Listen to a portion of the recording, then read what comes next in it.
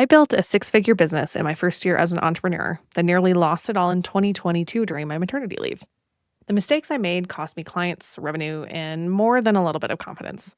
Now I help entrepreneurs build systems to take parental leave, vacations, and sabbaticals without their business falling apart. Here are five critical things I wish someone had told me before taking parental leave as an entrepreneur that would have saved me thousands of dollars and a lot of sleepless nights. Number one, build out revenue generating activities and systems. Before I went out on leave, I focused way too much on setting up the operations for my existing client work. I had a lot of retainers and thought that everyone would be waiting for me when I got back. I even created additional material to provide value while I was gone. I took 2 weeks off before my baby was born. And 3 weeks after the birth, I got a message from my operations manager that said, all the clients have paused indefinitely. We have no income. The problem? I had relied too heavily on referrals and existing clients. I had great recurring revenue until I didn't. And when I had to come back to work early, I was starting from scratch because I didn't have any marketing or sales work done ahead of time. These days, sales and marketing is a key part of my workload, so my work never dries up. Here's some tips to address this. Don't rely only on referrals. You cannot plan for other people to bring you work. If you do this, you're going to have this up and down feast and famine cycle that is so common for self-employed people. Don't rely only on referrals.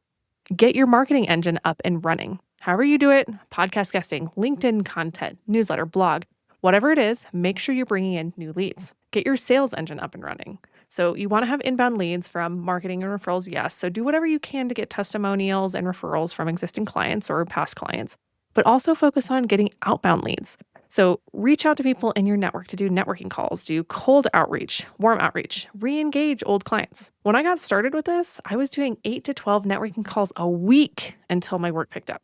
Then I dropped it down to 4 a week, and I still do it regularly. Second, focus your team on revenue generating and existing work. So even if I had all of these systems in place, the next thing I needed was to focus my team on running these systems while I was out.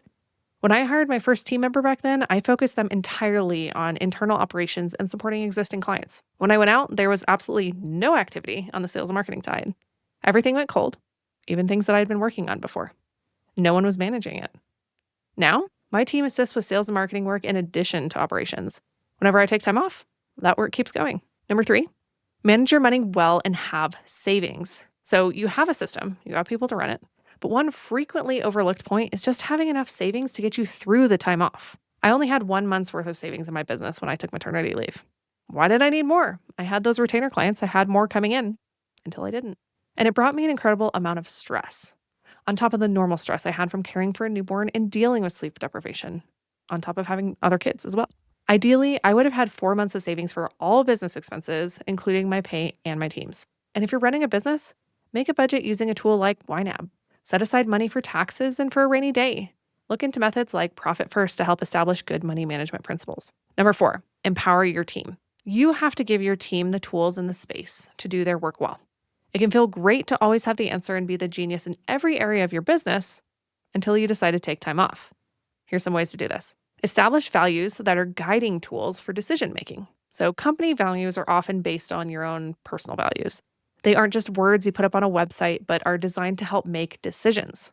For example, if a client has an issue that your team needs to handle, a value of treat everyone with empathy would remind them to be empathetic in that situation. Whenever you're delegating work, be very involved in training at the beginning so they have everything they need, then gradually back off. Ask for their input in making decisions. Any team member you bring on should be able to share their thoughts and opinions, especially in decision making. Oftentimes, they will have insight that you don't have due to the work they do. You are better informed, and they have an expectation that they should speak up and be involved. Help them become solution-oriented. If they come to you with a problem, ask them, how would you handle it? And finally, 5, do a test run. So if you've got all of this, how do you build the confidence that your business will survive your absence? Delegate your responsibilities to your team and take 1 to 2 weeks off. See what breaks and what questions they have while you're out so you can fill in any remaining gaps.